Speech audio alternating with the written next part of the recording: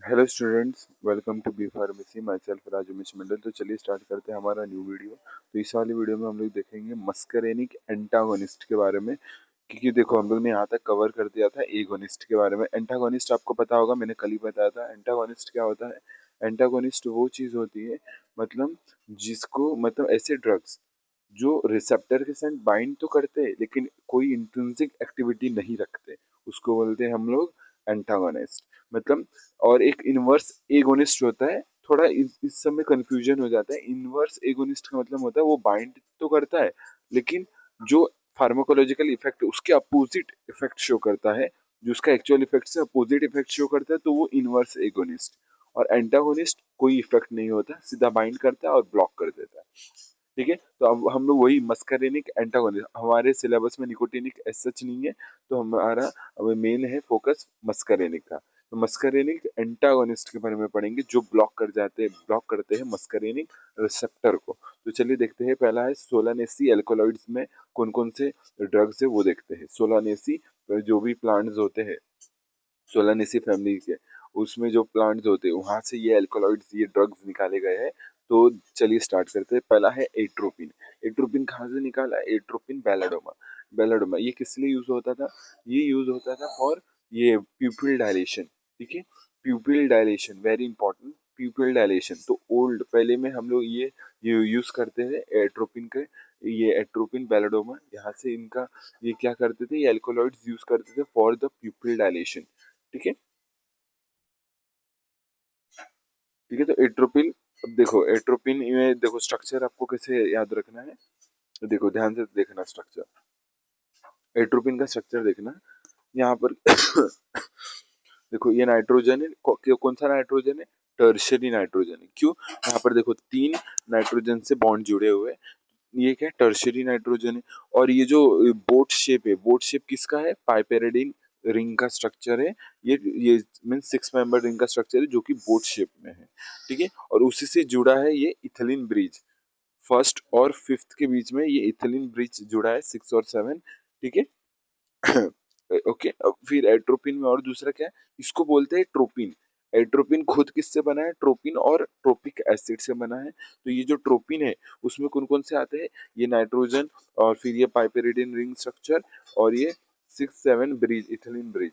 और फिर यहाँ से और ये एस्टर लिंकेज से जुड़ा है हमारा ये पूरा ट्रोपिक एसिड। ट्रोपिक एसिड क्या होता है? यहाँ से ध्यान से सुनना, ये ट्रोपिक पूरा ये एसिड है, ट्रोपिक एसिड। आपको याद रखना है, आपको कैसे एट्रोपिन का स्ट्रक्चर ये ध्यान में रखना है। तो ये बनता है किससे? ट्रोपिन से और ट्रोपिक एसिड से। ट्रोपिन क्या होता है? Nitrogen piperidine ring structure. ऐसे आप याद रखो, नहीं तो ऐसे आप ये इंडिविजुअल ऐसे कार्बन से याद रखोगे तो नहीं होगा।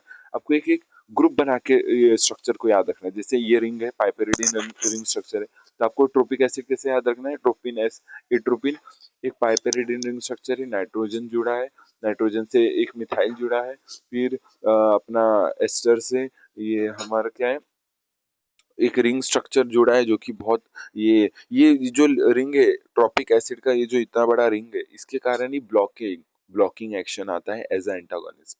ठीक है, तो यही है। और जब ये यहाँ पर देखो ये CH2OH है, ये वाला CH2OH है, CH2OH। अगर यही CH2OH को रिप्लेस कर दिया जाए OH से, बस OH हो, CH2 ना हो, तो उसको हम उस वाले ड्रग को बोलेंगे होमाट्रोपिन। ठीक है, होमाट्रोपिन। अब अब ट्रोपिन में याद रखना स्यूडोट्रोपिन भी होता है। अब देखो, जैसे कि ये वाले स्ट्रक्चर में देखो नाइट्रोजन का मिथाइल ऊपर साइड है और ये ऑक्सीजन नीचे साइड है। अगर ऐसे अपोजिट साइड हो, ट्रांस हो, तो हम उसको बोलते हैं ट्रोपिन।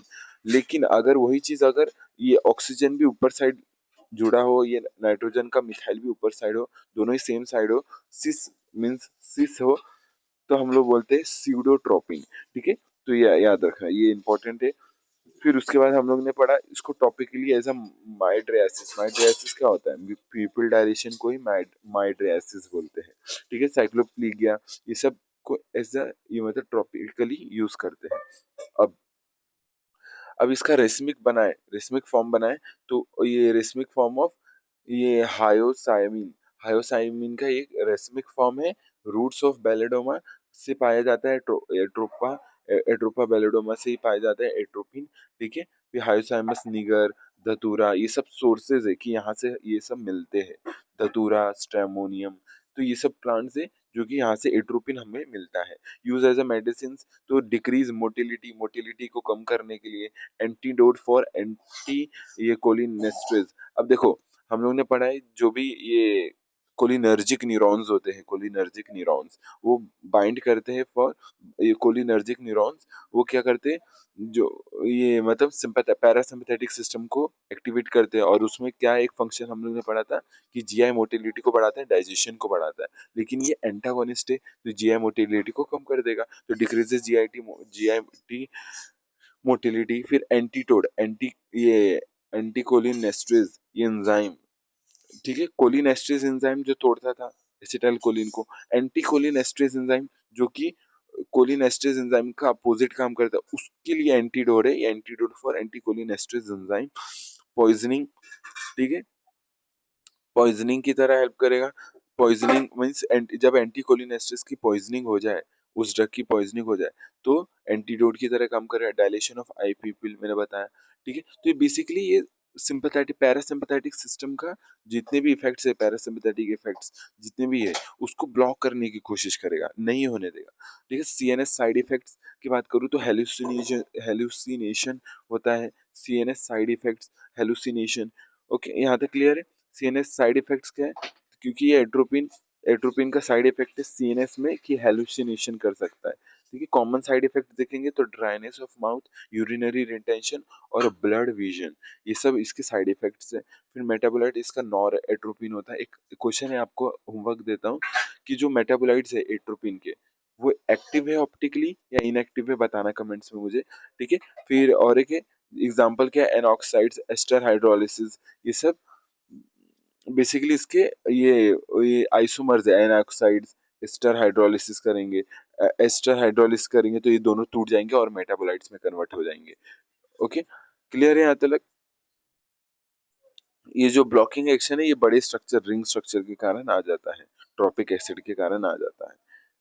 तो ये था हमारा ये सोलानेसी, ये अल्कलॉइड्स। आगे भी पढ़ेंगे, आगे भी है स्कोपोलामीन, ये एप्राट्रोमीन। आज हम लोग ने दो ड्रग के बारे में पढ़ा, होमा होमाट्रोपिन और एट्रोपिन।